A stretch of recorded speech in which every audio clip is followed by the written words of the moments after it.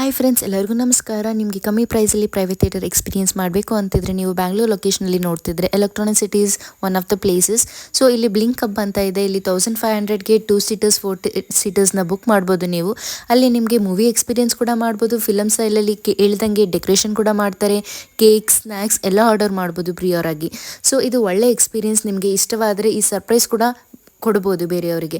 So ನಿಮ್ಗೆ address ಕೂಡ mention ಮಾಡಿರ್ತೀನಿ. ನಿಮಗೆ ಇಷ್ಟ ಆದರೆ ವಿಸಿಟ್ ಮಾಡಿ, ಎಂಜಾಯ್ ಮಾಡಿ. Thank you.